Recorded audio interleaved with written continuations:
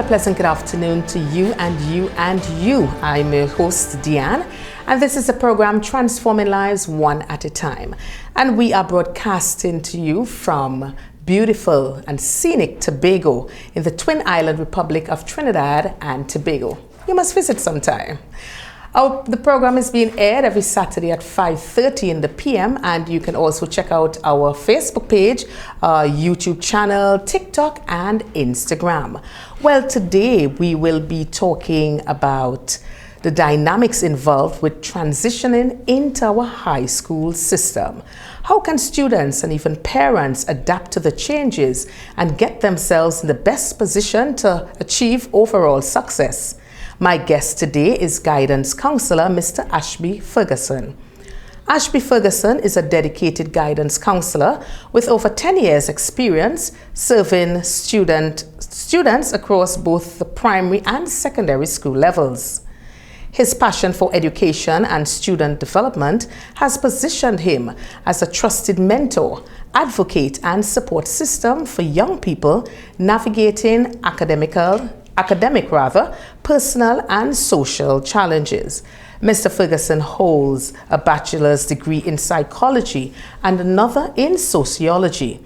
He is currently advancing his expertise through a master's degree in counseling psychology, equipping him with a deeper clinical knowledge and applied skills to better meet the diverse needs of students. Mr. Ferguson, welcome. First time on Transforming Lives One at a Time. Yes, it's the first time, and I hope it's not the last. Yes, I was just about to say that. All right, thank you, and Yes. thank you for having me this afternoon. It's a pleasure having you. Well, Mr. Ferguson, let's firstly get from you as to what the roles and responsibilities of a guidance counselor in the school setting is. What are your core duties? All right, so a very interesting question, I must say. All right, and before I begin, I must just give a little background on this. Now, when I did the interview to become a guidance counselor back in 2015, and I was accepted, all right, they told me that they were placing me in the primary school level. And I was like, primary school? Right? Why do children in primary school need counseling? Wow. Right? So it was really a shocker for me. Yes. But then when I went into the system, I realized that, wow, these children actually need more counseling than probably some of the adults that we have out here today. Yeah. All right? So the roles and functions of a guidance counselor. Now, persons would think that a guidance counselor is one who just sits in his office every day and deals with the social aspect, right, or the social issues that children face on a daily basis. Yeah. But that's not all to it. We actually go to the classrooms, all right? So we actually have a curriculum also, all right? Our curriculum deals with the social issues, academic issues, and the career issues that students face on a daily basis in the school system, all right? So we have the social issues such like bullying, Yes. right, which you know is a phenomenon that is plaguing the secondary schools Indeed. and the primary schools on the island. Indeed. Right, so we have all of those social issues, you know, the good touch, the bad touch, Yes. the friendships, all of those social issues we deal with. Right, so we are allotted time, or some of us are timetabled to go into the classroom just as a regular teacher, Okay. right, and deliver these lessons to the students. Right. Right, we also deal with the academics. Now, we are privileged to see the grades that students get on a regular basis or on a termly basis. All right. If we are seeing that some students are dropping behind or some students are not maintaining a GPA, right, we could pull these students and find out, well, what is happening? Okay. Right? What systems can we put in place to help you get back up on a certain grade level? Right. Right. So we are also dealing with the academics. Some students who probably have clashes with classes, some students who probably aren't familiar, right, with the courses offered in upper school, right, we help students to understand those subjects. And it also links us back now to career. Now, some students aren't familiar with all the careers. Even I don't know all the careers in the world, right? Because now we have a lot of careers arising. Yes. Right? We have the YouTubers, we have influencers, right? So these are non-traditional careers. Yes. So it's always a job where you have to do a lot of research, Okay. right? So that you could keep yourself advanced to know what you can offer and tell your students about. So we help students with career choices.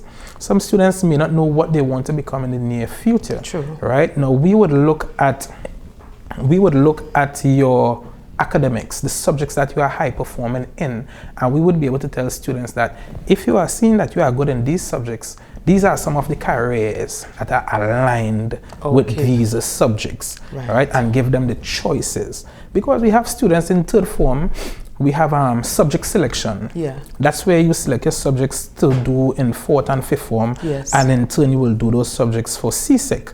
And we still have students in third form who they don't know what they want to be as yet. Third form. At third form, right? So it's our responsibility now, right, to bring these students to our office and link their strengths to the different careers that they can get into. Okay. So in that case, they keep their minds open, right, and not have it cemented as yet that, you know what, because I like business doesn't mean that I have to be an entrepreneur. Right. All right. I could go into business administration. Okay. All right. I could go into accounting. All right. So that's what we do as guidance counselors. And there's much more that we do. Wow. Right. Because we take on other roles and responsibilities also. But under the curriculum, that's what we are faced with. The social issues, academic issues, and the career issues that students face on a daily basis. Okay, well, I'm very happy for that clarity, yeah, because I remember even years ago, well, I don't want to say it's so many years, when I was attending Scarborough Secondary, I think the guidance counselor there was Mr. Cyril Collier. Wow. And I never even went into that office. Okay. I just cannot remember having any kind of interaction. We just know he's a guidance counselor, but we were always of the view that, okay, if you're probably having some problems at home or problems in the school, you would go and see the guidance counselor. So I am very, very elated that years later, I'm not saying how many years, that years later, we have you here that you could bring some form of clarity. Yes. And it's a broad area that, I mean, all the things that you just said, and you said that is just under the curriculum. Yes. So that is very, very impressive, because I think our children really need to get a clear picture as to where they are heading, what is ahead, and to be able to be guided so that they can be able to make the best possible decision. So hats off to our guidance counselors. Yes, big us up, big us up. Yes. Well, as our children transition from the primary to the secondary school setting, there are so many variabilities at play. Some students may be anxious as well as excited. Some may have a level of uncertainty as to what this new chapter of their life what will it bring, this whole new chapter.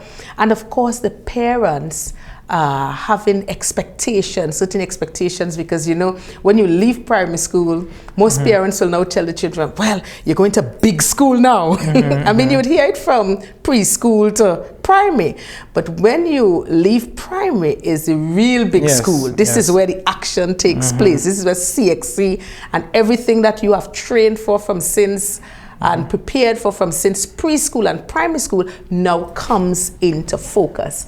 I want to find out the importance about understanding the new school system and what systems are in place to ensure that smooth transition. All right. So at the secondary level, from the time you get into orientation is where the transitionary period begins. Right?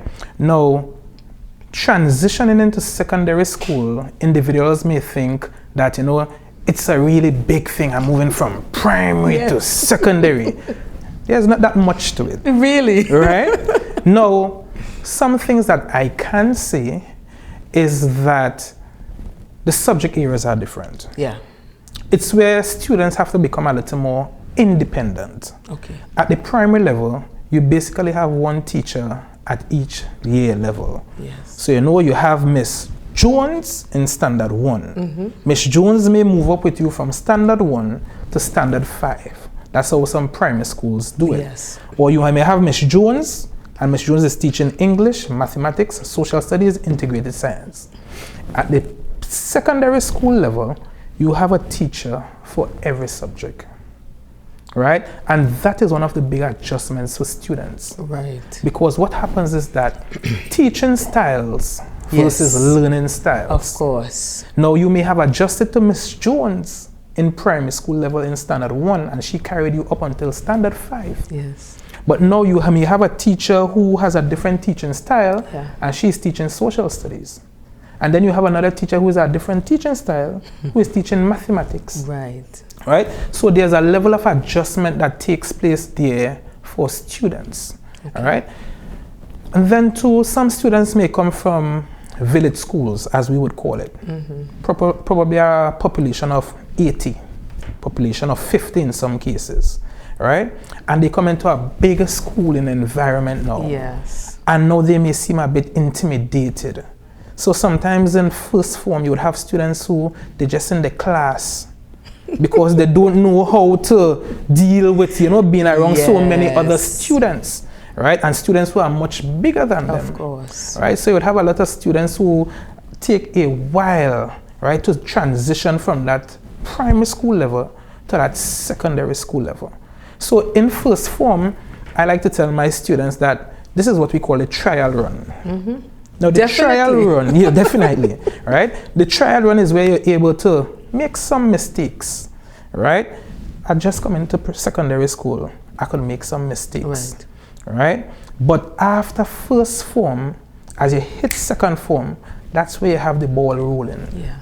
Because I always tell students, from the time you enter secondary school, right, you have to have a clear-cut goal in mind. So I would always tell students that there's the big gate. Because in all secondary schools, we have a big gate. Of course, a huge one. There's a first time for entering that gate, and there's a last time for entering that gate. When you leave those gates for the last time, what are you leaving with? Okay.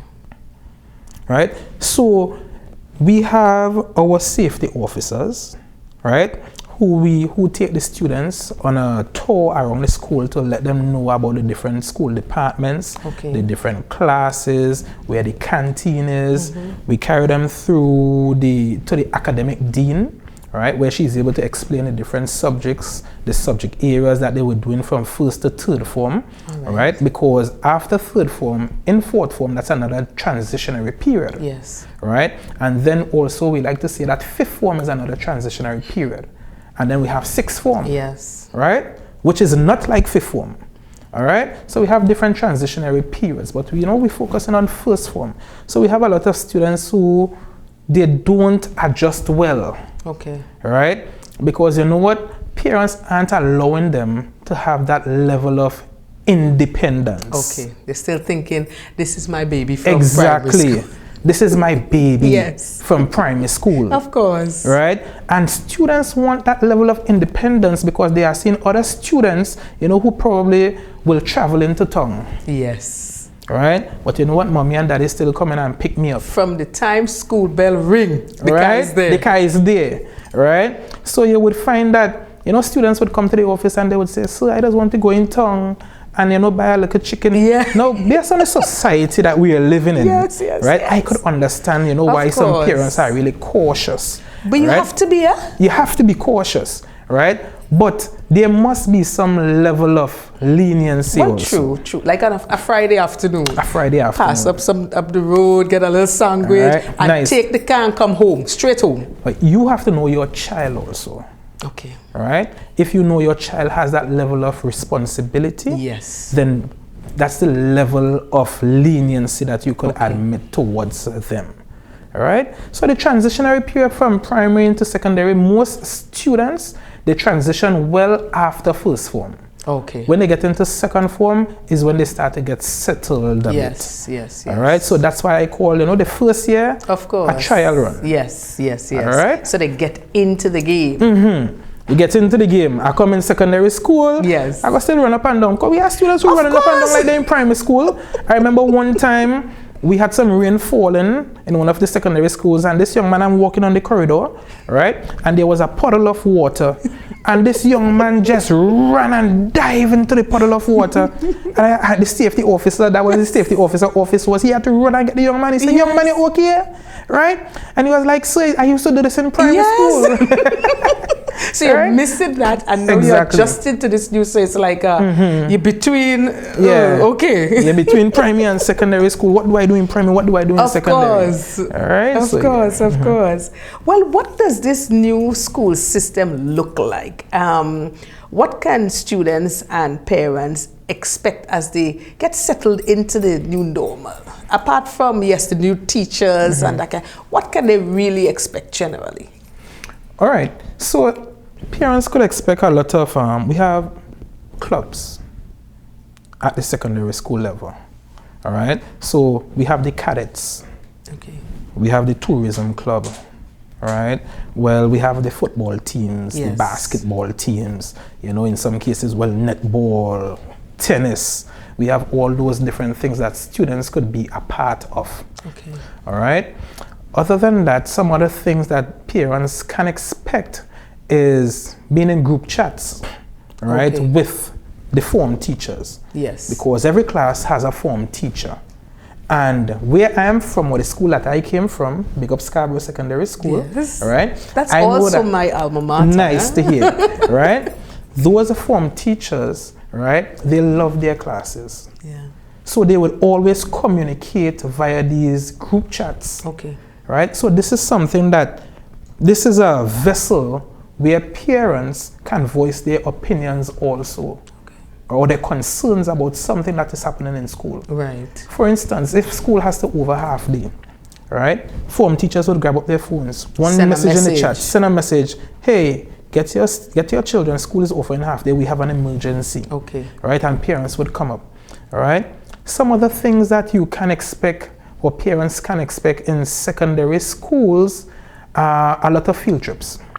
Really? All right? Yes.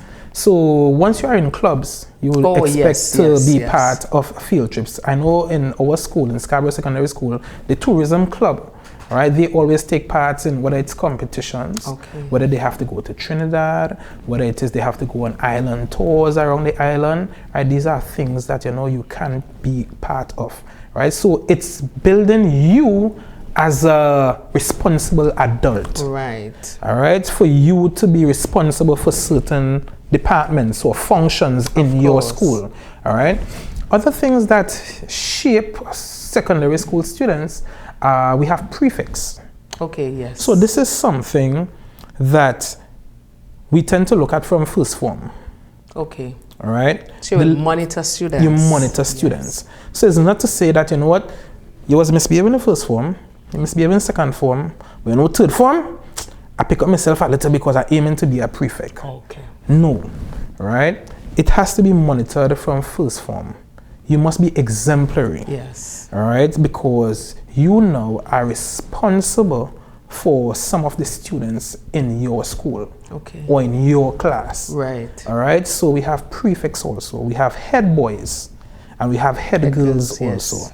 All right? So that is something that is also monitored also. Okay. All right? So these are some of the few things. And also PTA meetings. Yes. We want parents to be part of the PTA meetings. Of course. Right? This is where another avenue where you can voice your opinions, your concerns, and this is where you could also learn about what is offered, what is happening in the secondary school, and if you have an input, right, then you know it can be taken into consideration also. Of course, and PTA is very, very important. I mean, I know it starts from the primary school level, but even in the with the high school level, where there are so many, it's such a vast area, and it's now taking students up to the CXC level. Yes. It is very, very important that parents really get on board with the PTA. Yes. But at this time, we're going to take our first short break, and we'll be right back. You're viewing Transforming Lives One at a Time. Stay with us.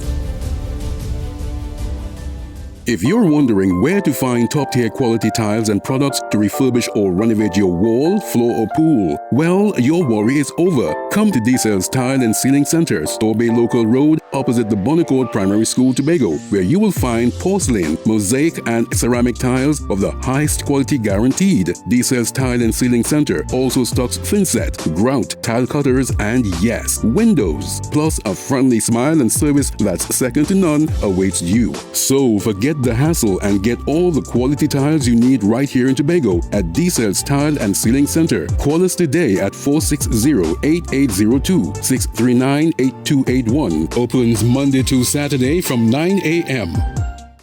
Do you need electrical and plumbing supplies from construction to finish? Then check out Voodoo's Enterprises Limited, Milford Road, Canaan, Tobago. Get LED bulbs and fixtures, septic tanks, water pumps, laminate flooring, Prescott power tools, and so much more. Open Monday to Saturday from 8 a.m. Call 280-2050 or 660-4970. Voodoo's Enterprises Limited.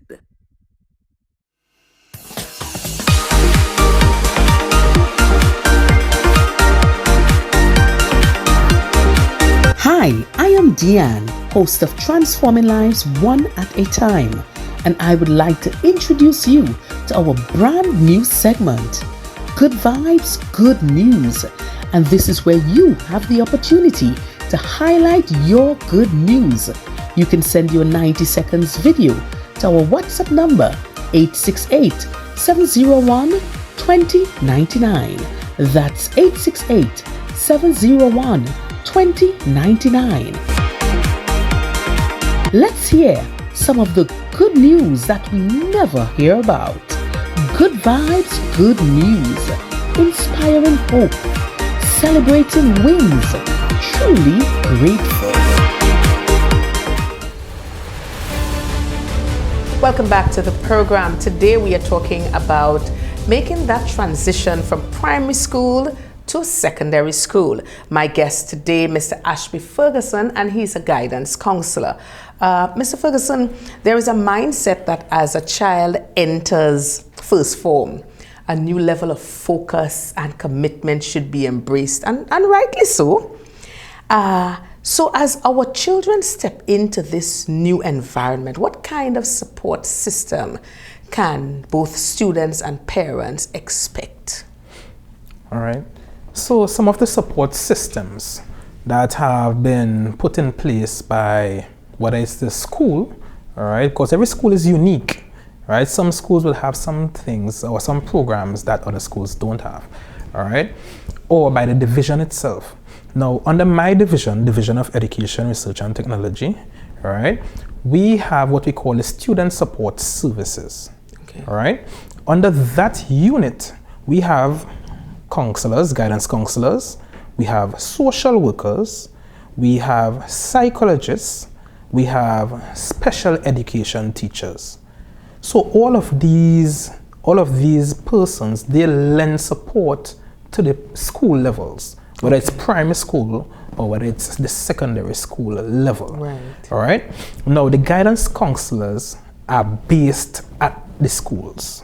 So we are based at the primary or the secondary schools. Okay. Right. The social workers also come in, right, to see students that they would see over a period of time. All right. They mostly deal with the social issues, and they are allowed to go into the homes, okay, right, to see or speak to the parents, right, so that they can, fix what needs to be fixed, right, on that level or that family level, right? We as guidance counselors, we aren't permitted to go into homes. Okay. All right. So we have the social workers. Then we have the psychologists, right?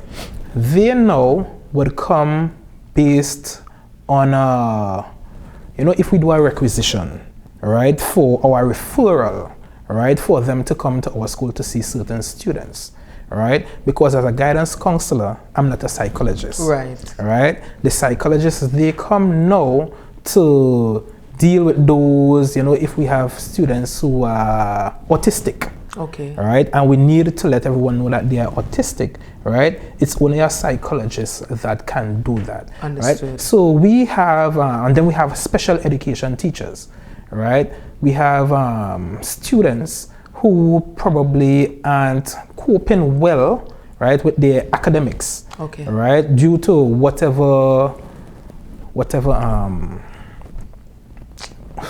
they're experiencing, basically, right? So that's where the special education teachers come in, right, so that they could help students of that nature, right? On the school level, we have the safety officers that are there to help students, right? So whether a student gets cut, whether a student falls ill, or whatever the case is, the safety officer is there to lend the support. All right, and then we have the capable teachers, we have the capable principal, we have the capable MTS security guards, right? So I think it's a holistic thing where everyone comes together and lends that support based on the school that you're in. So everybody have their part to play. Yes, everyone has their part to play. Because I'm hearing that comprehensive approach, and of course, all for the child's development. Definitely. Right? And it's not even about having their part to play, because I wouldn't say that no one person has a part to play, right? It's more that if you see it needs to be done, then we do it. Right. So it's not like, okay, you are MTS, but if I see there's a paper on the ground, I don't go to call the MTS. I take it up and put it in the bin. Right? So if an MTS sees a student in the back of the school crying, she doesn't necessarily have to say, come, go to the guidance counselor. Right? It may end up to that for the guidance counselor to do the follow-up work. Right? But you can show some level of empathy. Of course. Right? Towards that child as a first responder. Yes, definitely. So that when that child comes to the guidance counselor, you could already say that, you know what, this child is experiencing some kind of trauma. Right. All right? And I want your intervention. Wow. Well, that is so good, because even some time ago, I was talking to someone and I was saying that we need to be able to empathize more. We need to be a little more intentional as we deal with our fellow men. You know, you might be seeing someone going through something that's traumatic, and you might be able to give a little word of encouragement, or you may be able to point someone to the direction where they can get help. You may not be a psychologist, but at least I can give you a little encouragement and point you to someone that I know that would be better equipped to assist you in the area that you are lacking. You know, so we really need as a people, as a society, to start being more intentional about how we treat others. And empathize more. Yes, definitely. Right? Because I think a big part of the problem that we are having today is because, you know, we don't empathize a lot. Yes. Right? You think that, you know, everything is just hard and fast. Right. Right? So even as teachers, sometimes, you know, you could bend it a little bit. You could bend the rules a little bit to facilitate some students, right? Now we have students, yes, you have to get to school for 8. But then we have some students that have responsibilities before they get to school. And then they're coming from a distance. Right? So I may be coming from Roxborough. I have to get sister ready. I have to get brother ready. I have to walk my brother to the preschool. Before I get the bus. All right? Sometimes I may reach the school late and I didn't get anything to eat. When I get to school now, classes may have already begun. All right? And, miss, can I eat in class? Some teachers may deny them. All right? But was that student really to be blamed? Right? A child eating in my class, once they have a valid reason, is okay with me. All right? Or maybe you could give them a 2 minutes to just go and step on the outside. Step on the outside and you'll get something to eat. Of course. Because you trying to teach a child who is hungry. That child cannot hear anything you say. It's a waste of time that child is even in that class. True. All right? True. So we need to empathize a little more with the students of today.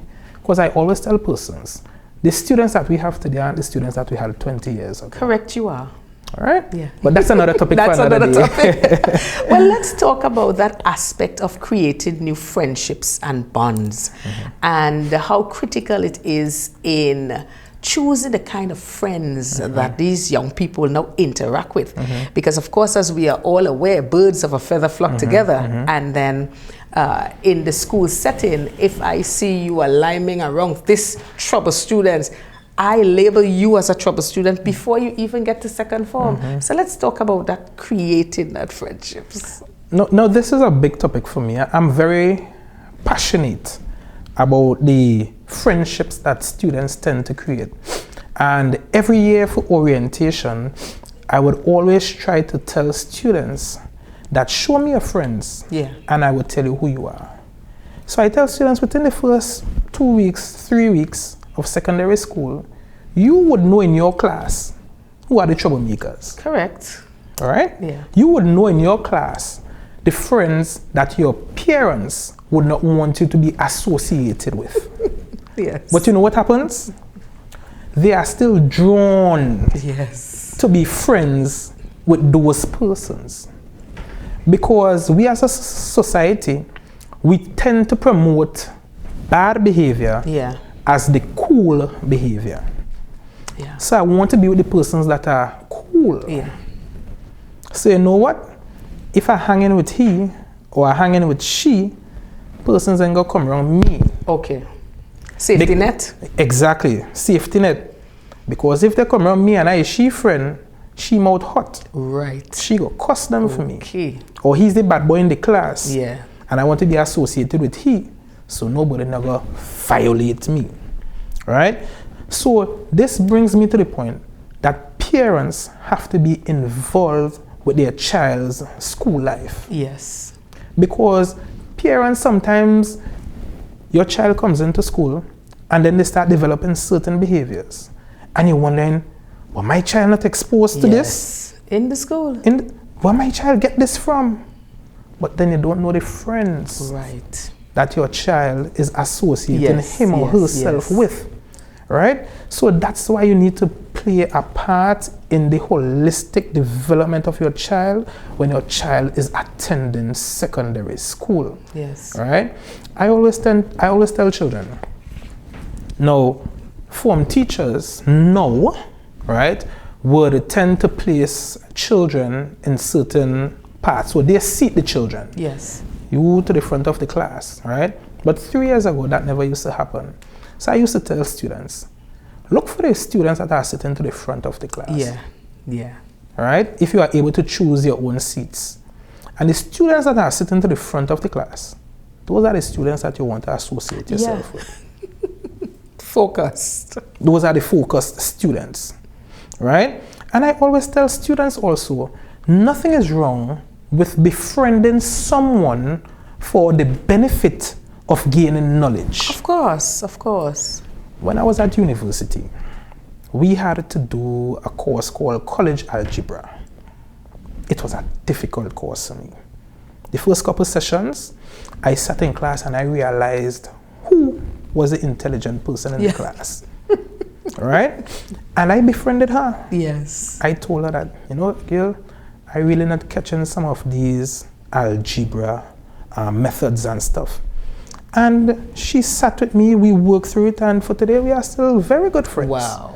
All right? So nothing is wrong with befriending someone for academic knowledge. Because you made that conscious decision that, listen, and it all comes back to determining what are my goals? Exactly. What do I want to achieve when I leave these big gates? Big gates, right? Yeah. So it's about choosing wisely, and friends are a very important part of that because your friends, as you know, the old people always say. Yeah. Our senior citizens, God bless them. Yes. Friends will carry you. They'll bring you. But they don't bring you. But they don't bring you back. That is a very big thing. That's so right. Parents need to find out who their child's friends are. Yes. All right? And if you are seeing that your child, and you see, everything ties in now. So that when you realize that your child is developing certain behaviors, yes, you come to the school and you find out, who are my child's friends? Right. Right? Yeah. And when you find out who are the child's friends, the form teacher would tell you that, you know what, he or she is liming with this one. With this one. And then you could find out, does that child exhibit certain types of behaviors? Right. And then you see. And then you could see where your child is developing those behavioral patterns from. Of course. And then you could have your child, right, know that, listen, you are going down a certain type of road, because of certain behaviors that you are developing from the friends that you are hanging with, and you try to bring them back on the straight and narrow path. Yes, definitely. Well, Mr. Ferguson, I would like us to touch on building that emotional resilience in hard times, because as we know and was stated previously, our children, they have a lot of challenges, be it peer pressure, be it bullying, being drug use, being trying to keep and maintain their academic grades, not being distracted by bad company, and the list goes on. So how can they really build that emotional? I mean, I know you would work along with your parents, but how do they really get that kind of stamina too? All right. No. I would like to say that experience is life's greatest teacher. Some students have to experience something first in order to learn from it. Okay. All right? However, right? And this is why there's moral ed in the school system also. This is why the division or even the ministry has seen it fit for us as counselors to go in along with moral ed teachers, of course, to preach more morality in the schools. So we teach children the value systems that is expected from them. We teach children the norms, right? So the norms and the values. Yes. So when you keep hearing these things, it's going to build a certain resilience inside of you, right? To adhere and conform to what is expected of you in the school society, or as an individual. Because I don't like to just focus on the school society. Of course, because you're life, taking them out. There's life outside of school. Of course. All right? So we try to help students. And some students, they come in with the proper morals and value systems and whatever the case is, right? So that's why we also try to develop peer counseling. Okay. Because sometimes they don't want to hear it from you as the adult. Yes. You don't live your life, so let me keep me back. Yeah, so let me experience this myself. Yes. But when they hear it from someone or one of their peers, they tend to try and conform a little more. Yes. Because you know what? If my peer could be telling me this, that means that, I'm really doing something wrong. Of course. All right? So it helps when you hear it from someone who is on the same level as you. Because if you think back in your primary years, and an adult is trying to tell you something. Yes, like you really don't want to hear what an adult's saying. You listen, okay, all right, you internalize it, yeah, okay, but you still go and do the same thing, right? Just as a mother telling a child, don't touch the fire. Yeah. No, you have to touch it for yourself. You have to touch it. So that's why I say that, experience is life's greatest teacher. Yes.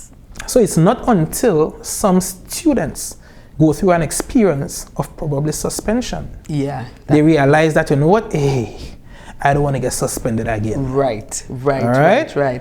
I want us to talk about behaviors and early warning signs that a child may be in distress. All right. So there are a number of things that you can look at. One of them, if time permits, I will touch more than one, but one of the big ones we tend to see is a drop in academic performance. Okay. All right. So you would have students, probably an A student, first form A student, second form A student, and then in third form you realize that this student dropped from an A to a C. Wow. So we tend to pick out those, whether it's the academic dean or whether it's the form teacher, whether it's a subject teacher or whether it's the guidance counselor. We tend to pick out those students to find out, well, what's happening? All right? What is happening? It probably may not be a one-off. You may not do it the first time that child gets a C. But when the child, gets another C, you realize that, no, something is wrong. And most of the times, 99.9% of the times, you get to realize that that child is dealing with some kind of social issue. Okay. Whether it's the death of a parent, right? Whether it's the divorce of mommy and daddy, right? And then that is another serious That is another serious thing, because it affects that child's academic life, it affects that child's social life. Right. Right? So sometimes as parents, we don't know. We think that the decisions that we're making the best decisions for ourselves, but we're not thinking about the children. Of course. So that's an early warning sign that a child is in distress and a child is crying out. All right? There are also things like what we call the cuss buds. Okay. All right? A child, she was always a well-reserved child. And then you realize that this child just gets loud and this child is angry. This child, doesn't socialize as much again. She's not playing on the football team again. She's not on the netball team again. And you see her hanging with all the young boys in the school and everything. And you see a drastic change in this child's social life. You realize that this child is crying out for help. Of course. This child is ducking classes, as they would say, not attending classes, not submitting assignments. This child is crying out for help. Right? So these are the things that we tend to look at, right? So that we could determine the best way forward in which we could help these children, right? Because children cry out for help. Yes, of course. And when the fact that they are crying out for help, just as a baby who is crying, is because they want the help. Yes, they want the help. Well, at this time, we're going to take another short break. I tell you, the time is going too quickly. You need to put something on that timer. It's just going too quickly. We're going to take a break and come back with more. Stay with us.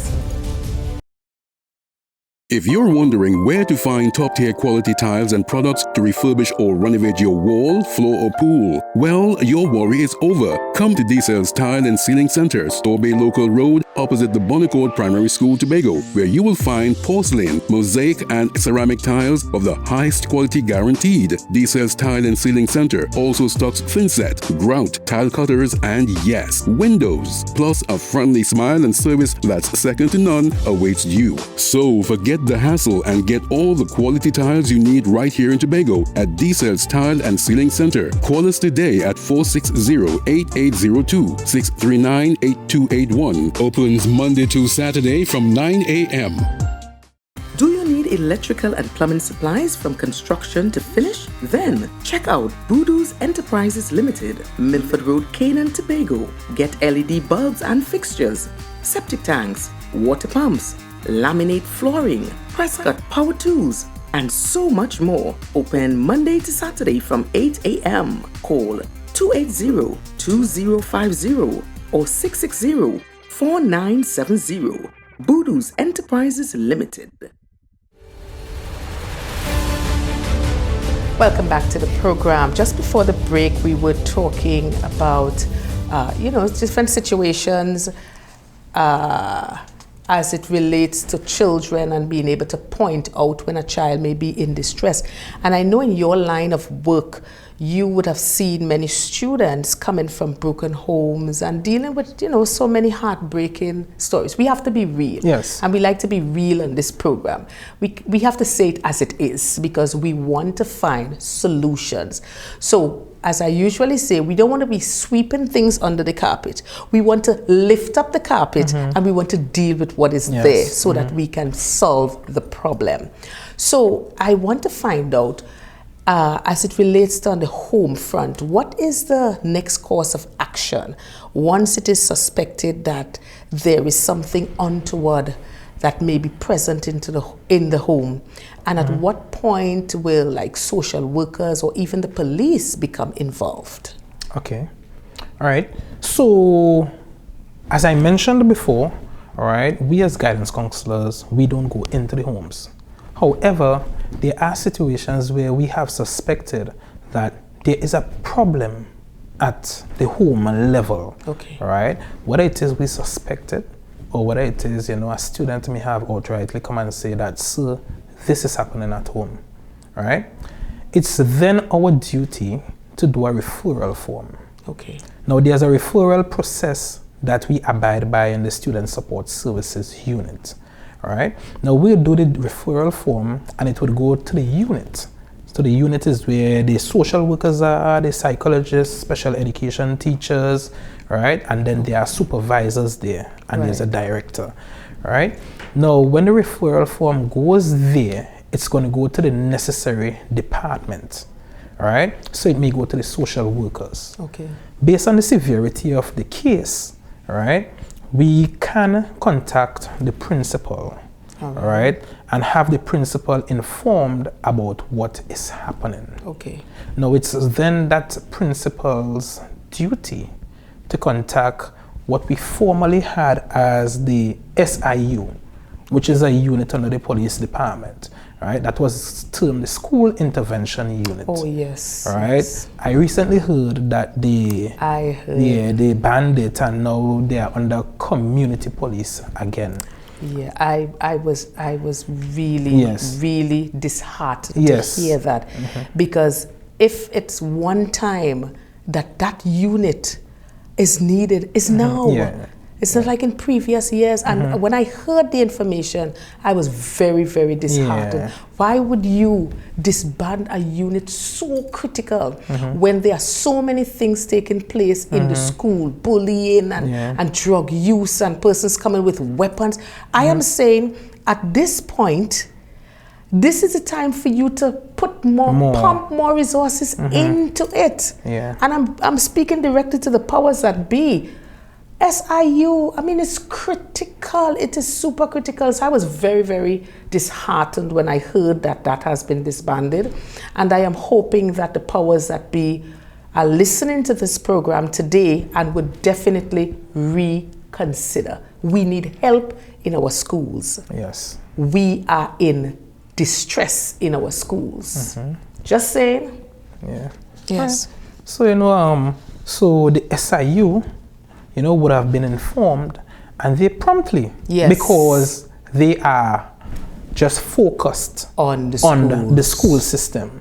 All right. Now, if you have to wait for community police, because I've seen it in the past, right? Sometimes I may the following day, all right. But I know when we would reach out to SIU, when it was SIU, within a few hours, immediate right, response. or immediate response, they will be there.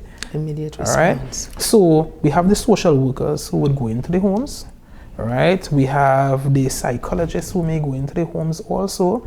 We have the SIU if there's a problem beyond our control. Right. Because we don't have arresting powers. Of course. We aren't placed there to be a detective. Right. All right. If we see that the needs or this case requires police intervention, right, then it is my duty, all right, to report the matter to the police department, and then inform my principal. Of course. All right. It could go either that way, or I could inform my principal, and she would inform the necessary police department. Right. However, I must follow up with my principal to see it that the police department was informed. Understood. Because the law is very tricky. Yes. Now, if a student comes and she tells me something grievous that is happening at home, and I informed my principal, right, and my principal did not inform the police.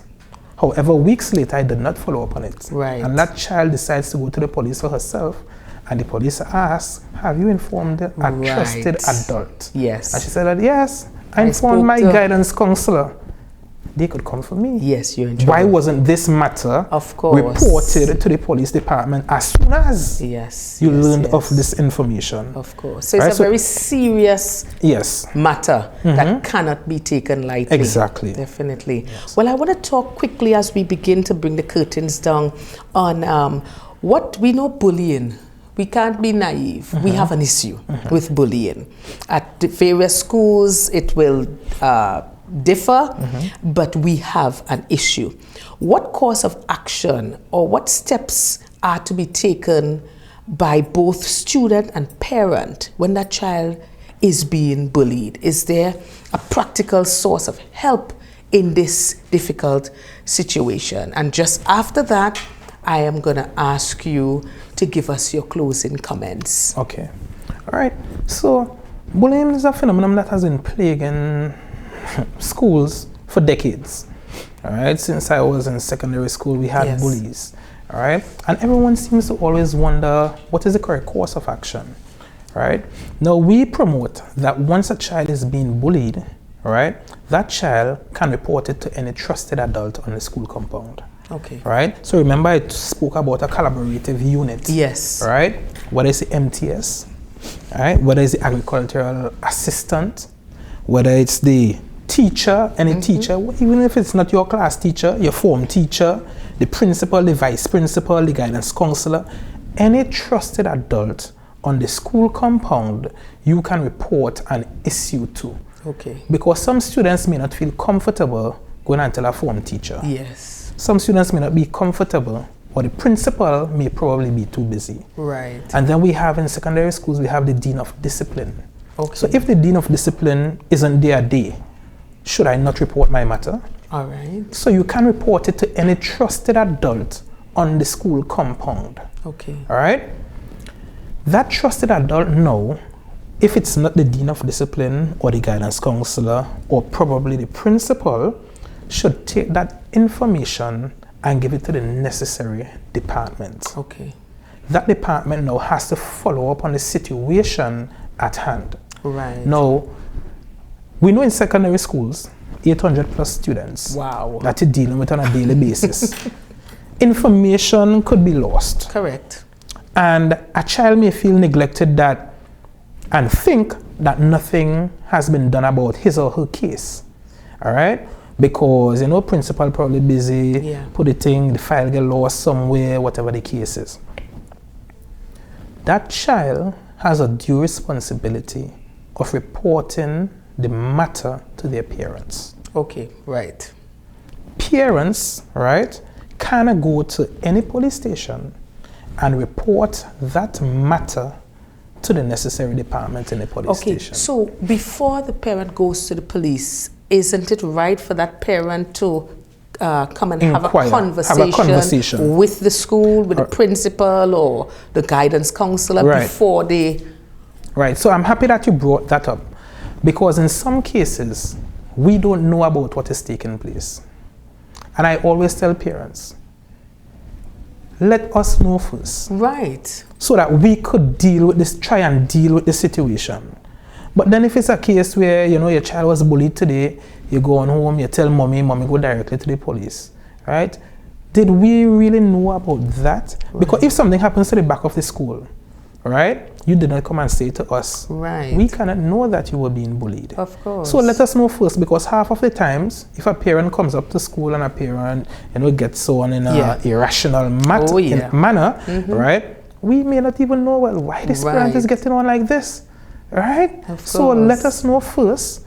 And if you've seen that nothing has been done about the case or your child's case, right, then you could say that, okay, I'm going to take it past the school now. Right. All right. Let me go to the necessary department in the police station, right, so that my child could get help. Of course. And that's why I asked, because many times, and we've seen the videos, I mean, sometimes you see parents come in and having fights with other students.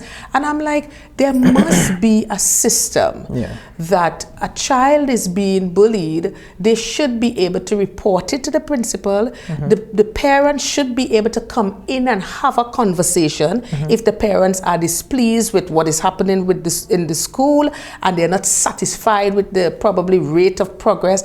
And then they would say, well, okay, let me go to the police station and make a report. So what I'm saying is that there is a way to do things. Yes. And we have to be, as responsible parents, as responsible adults, to know what is expected and to do things in the proper manner.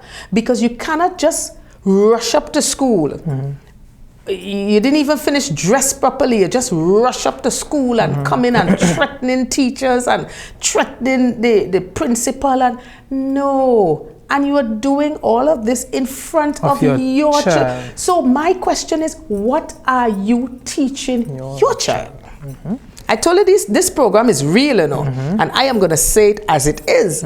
We have got got to get it right because we are setting the examples for our children, and then when they behave in these manner, you want to know, well, why? That is what you Where they have learn it been from. behaving like that, mommy and daddy and auntie. We've got to get it right, and I'm saying this in love, you know. I'm not saying it to attack anybody or to criticize anybody, you know, but I'm saying it because we want to see betterment. Yes, and I just want to add that, you know, I told a parent once that no matter your level of frustration with the system, right, it should not warrant you coming to the school, right, and cursing the administration of the school.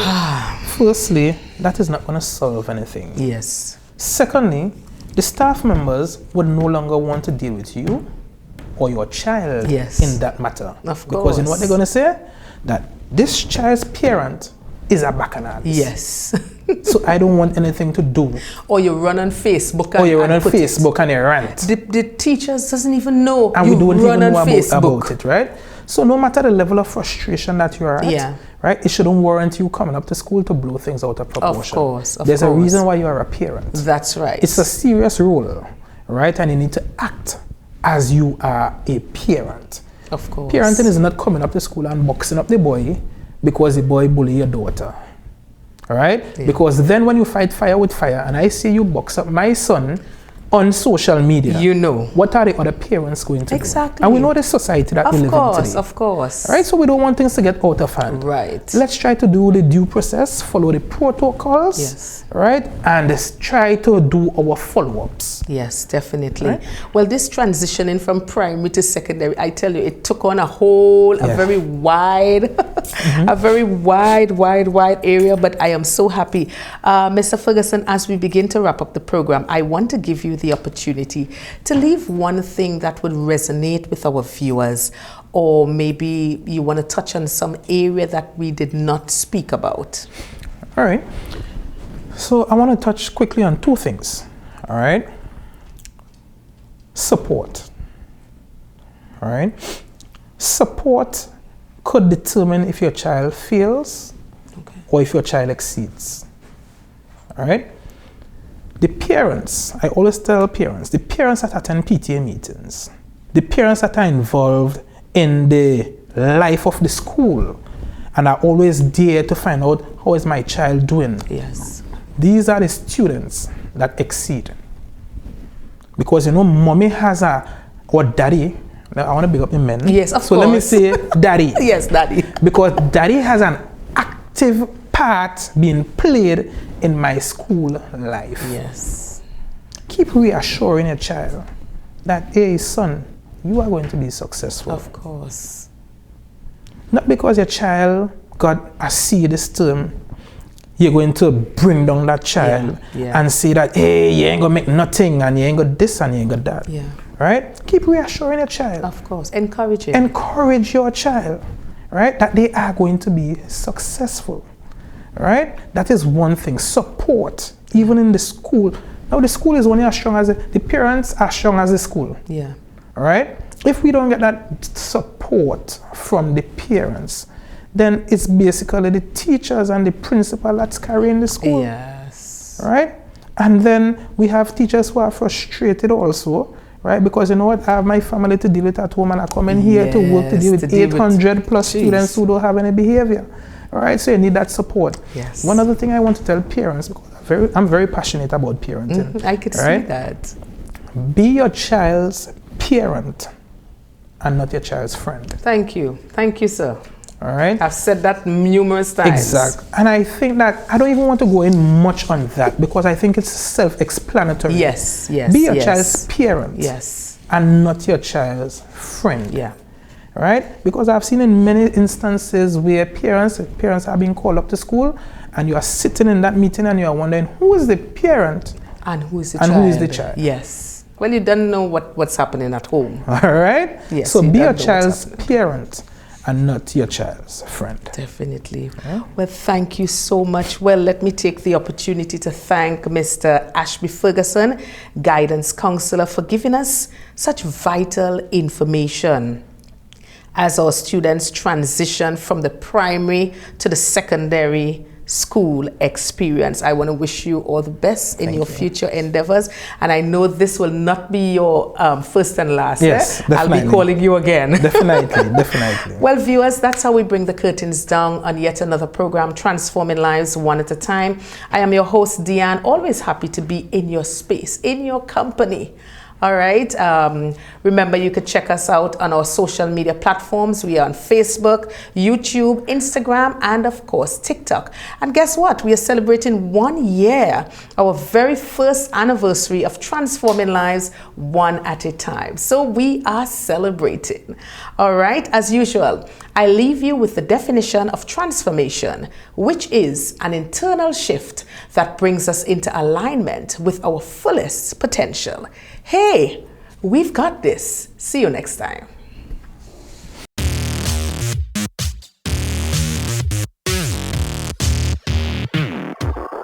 Hi, I am Deanne, host of Transforming Lives One at a Time, and we are in a celebratory mode as we celebrate our first anniversary.